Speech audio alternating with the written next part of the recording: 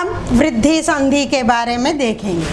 आ और आ సరే ఆలోని ఈ ఈ ఊ రీ కలిపినప్పుడు దాన్ని మనం ఏంటన్నాం, గుణసంధి అన్నాము. ఇప్పుడు మనకి మిగిలింది ఏంటి, ఏ ఐ ఓ ఔ అనేది మిగిలిపోయింది, అంతే కదా. సో ఆలోని ఇప్పుడు ఏ ఐ ఓ ఔలు కలిపినప్పుడు ఎలా మార్పు వస్తుందో దాన్నే మనం వృద్ధి సంధి. వృద్ధి అంటే పెరగటం, అయితే పెరుగున్నట్టుగా కనిపిస్తున్నది. ఇప్పుడు ఆలోని మనం ఏ కానీ ఐ కానీ కలిపినట్లయితే ఏమవుతుంది, ఐ అయిపోతుంది. దీన్ని మనం ఎలా రాస్తాం, ఇలా రాస్తాం, రైట్. ఆ కానీ వన్ ఎగ్జాంపుల్ చెప్తాను నేను. ఏక్ ప్లస్ ఏక్ ఏకైక్. ఏ ఇకాలో ఆ అండ్ ఏ కలిపితే ఏమైంది, ఐకి మాత్ర हो गई ना, तो एकैक. सदा प्लस एव सदैव. सदा आ की मात्रा है यहाँ पर कौन सा ध्वनि है, आ है, प्लस एव क्या हो गया, सदैव, ठीक है. प्लस ए मिलाया तो क्या हो गया, आई हो गया, ठीक है. इसको हम क्या कहते हैं, वृद्धि संधि. वैसे ही अगर ओ मिलाते हैं, आ में आ या आ में अगर हमने क्या मिलाया, ओ मिलाया या औ मिलाया तो क्या हो गया, ఏమిటి వస్తుంది, ఔ అనేది. మహా ప్లస్ ఔషధ మహోషధ. महा प्लस औषध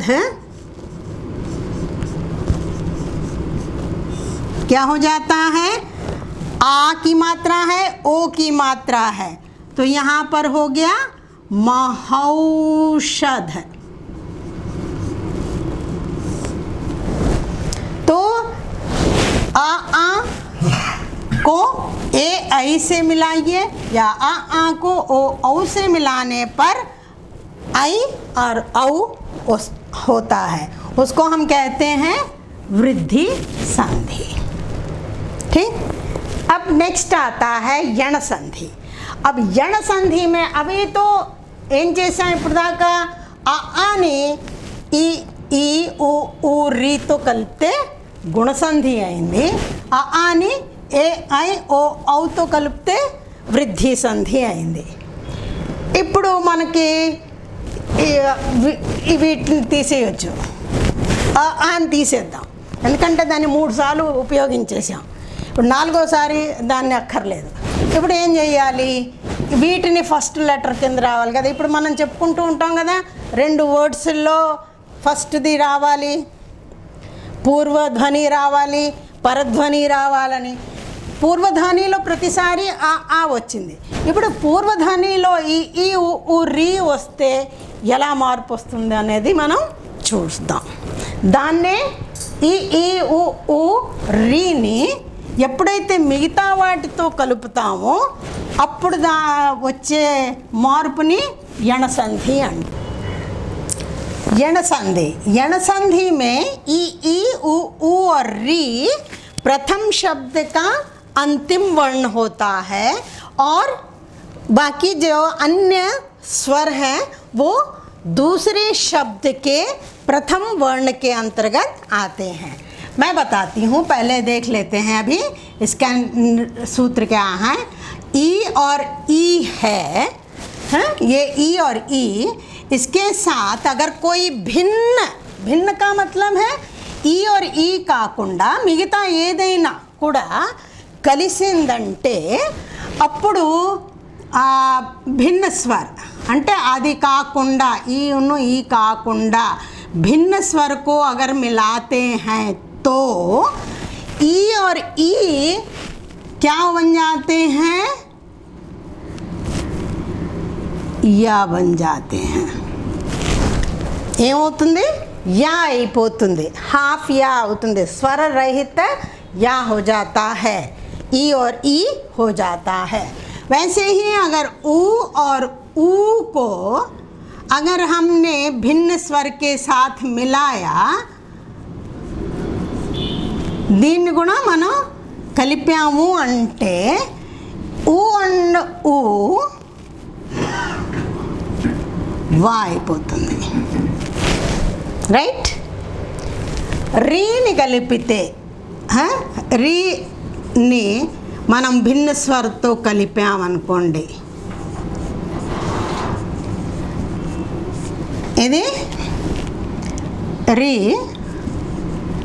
क्या हो जाता है र आधा र हो जाता है याद रखिएगा आधा र हो जाता है। ये है यण संधि के सूत्र। अभी हम एक दो उदाहरण के साथ इसको हम देखते हैं। पहला है ई और ई दिमोंदन चूद्दामु यद्यपि यद्यपि है ना तो यदि प्लस अपि राइट। यद्यपि में ఇక్కడ ఏంటున్నది ఈ की मात्रा है छोटी ई की मात्रा है ठीक। ఇక్కడ భిన్న స్వర है ఈ కానీ ఇవి కాకుండా ఈ కాకుండా ఏదైనా రావచ్చు అనుకున్నాం ఇక్కడ వచ్చింది ఆ ఈ రెండు కలిపితే ఏమవుతుందన్నా మనం యా। సో ఇప్పుడు ఎలా అవుతుందంటే ఇప్పుడు యా ఉంది ये దాలోంచి ఈ తీసేసాం కాబట్టి ఇది హాఫ్ దా అయిపోయింది। తర్వాత ఇది ఏమైపోయింది ఆ ఇక్కడి నుంచి కలిపితే యా కానీ ఇది దీనిలో ఏ మార్పు రాదు। యణ సంధిలో మనం చెప్పుకునేది ఏంటంటే దీనిలో ఏ మార్పు రాదు। సో ఏ హాఫ్ యాలో ఆ కలిపామంటే ఫుల్ యా అయిపోయింది యా అయిపోయింది और क्या बचा पी ठीक है। यद्यपि मैं अभी आपको ये बता देती हूँ कि దీనిలోని యణ సంధిలో ఇప్పుడు దీర్ఘ సంధి కానీ గుణ సంధి కానీ వృద్ధి సంధిలోని రెండు కలిపి కొత్త దాన్ని వస్తాయి ఎలాగన్నాము ఆ ప్లస్ ఆ ఈజ్ ఈక్వల్ టు ఆ లేదా ఆ అన్ను ఈ కలిపితే ఏ అయింది అన్నాం ఇది అలా కాదు కొత్తదేమి రాదు దీన్ని కలిపినప్పుడు ఇది ఇలాగే ఉంటుంది సెకండ్ వర్డ్ అలాగే ఉంటుంది దీనిలోనే ఈలోనే మార్పు వస్తుంది అది ఏమైపోతుంది యా అయిపోతుంది సెకండ్ వర్డ్లో ఏది కూడా మార్పు రాదు।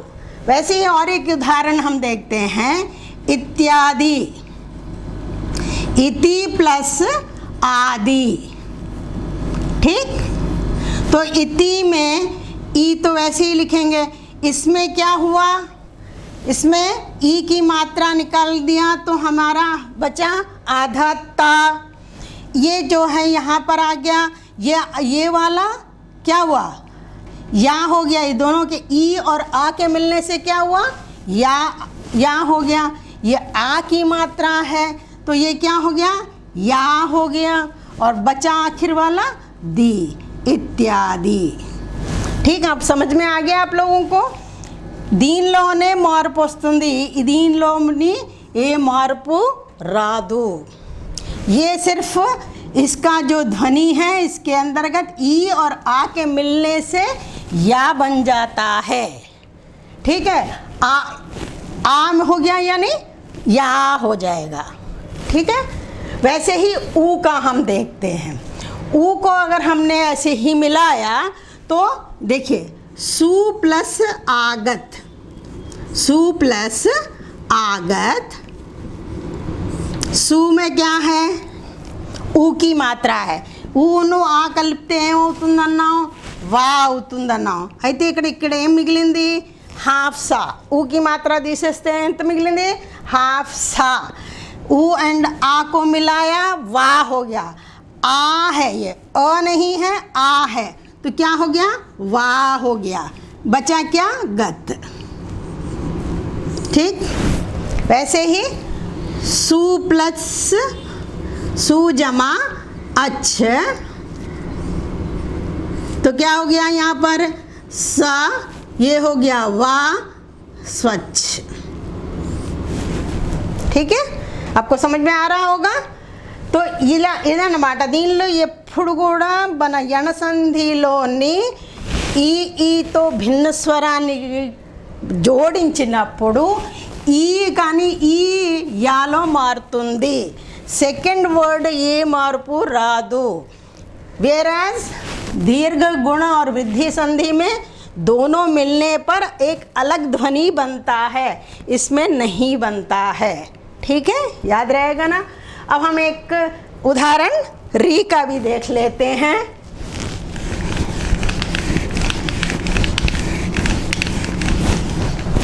मातृ,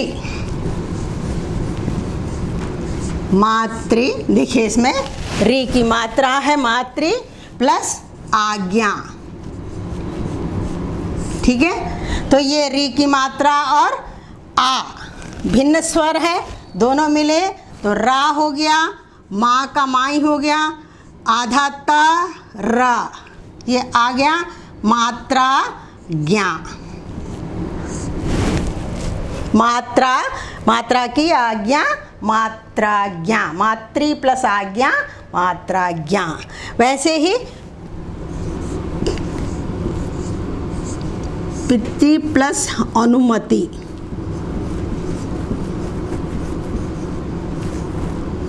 तो ये भी कैसे हो जाएगा, पितृ और ये वह मिल गया नुमति। ये हैं यण संधि के उदाहरण, ये हैं यण संधि के उदाहरण। अब आइए हम लोग देखते हैं अयादि संधि में क्या होता है। यण संधि में हम लोगों ने देखा ये दोनों हैं, तो ये अयादि संधि में ये जो बच जाते हैं इनका क्या होता है ये हम देखेंगे। ठीक है,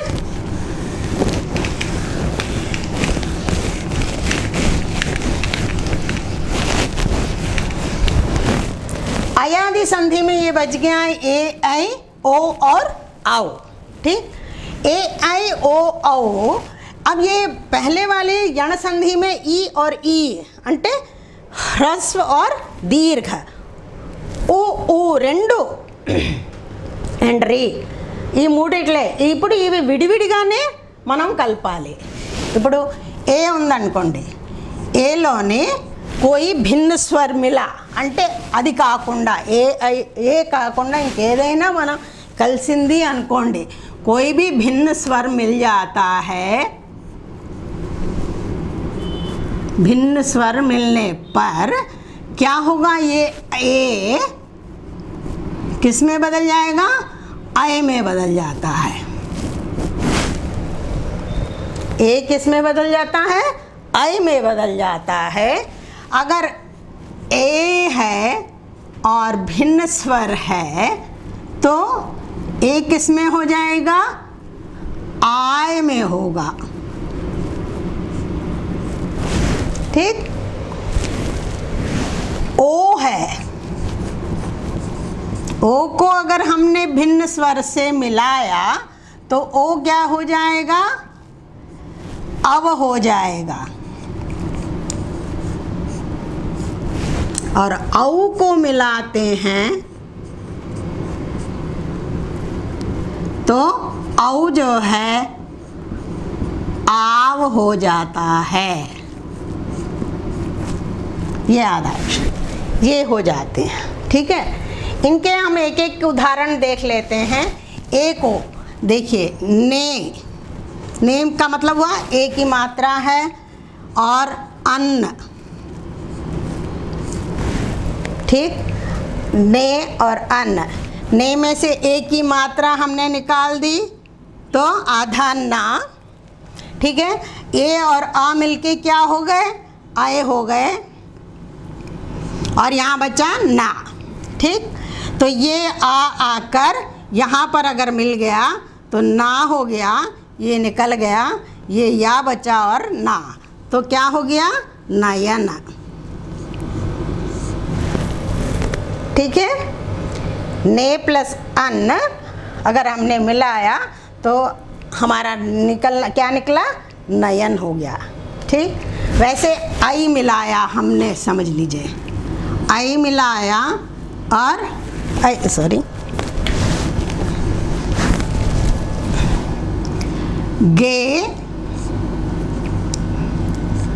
गए प्लस अक। ठीक, तो इसमें अगर हमने ये मात्रा आई की मात्रा निकाल दी तो आधा गा बचा, और यहाँ पर क्या हो गया, आय ना, ये आई की मात्रा और आय मिला तो क्या हुआ, आय। ठीक है, और का, तो यहाँ क्या हो गया, ये वाला आके यहाँ पे मिल गया, गा, या और का। इस तरह से ये बनते हैं। ओ की मात्रा है तो ओ की मात्रा को अगर हमने लगाया भो प्लस 1, तो उसी तरह अगर हमने बनाया तो ये बन जाता है भवन। वन, अन, अव, भव, भो, भव, भवन। ठीक है, सॉरी यहाँ पे अ होना चाहिए था, अन, भो प्लस अन, भवन। ठीक, वैसे ही अगर पौ प्लस अन मिला तो पावन, पो प्लस अन मिला तो पवन। देख लीजिए, पो का अगर हमने अन मिलाया तो क्या होता है, पवन, और पौ प्लस अन मिला तो पावन। अब आओ, ए मिलाने से आए, ए आई का अगर किसी से मिलता है तो आय, ओ का किसी भिन्न स्वर से मिलता है तो अव, और औ का किसी भिन्न स्वर से मिलता है तो आओ। इस तरह से इसको मिलाया जाता है। ये एग्ज़ाम्स में बहुत कम होते हैं। इनको एक बार अगर अच्छी तरह से हमने इसको पढ़ लिया, इसको जान लिया, तो एग्ज़ाम में हमें किसी प्रकार की कोई कठिनाई नहीं होती है। ठीक है, और इसी तरह से हम और भी कई नए वीडियो के साथ आएंगे। और अगर आपको मेरे वीडियोस अच्छे लगते हैं तो आप इसे शेयर कीजिए, लाइक कीजिए और सब्सक्राइब कीजिए। धन्यवाद।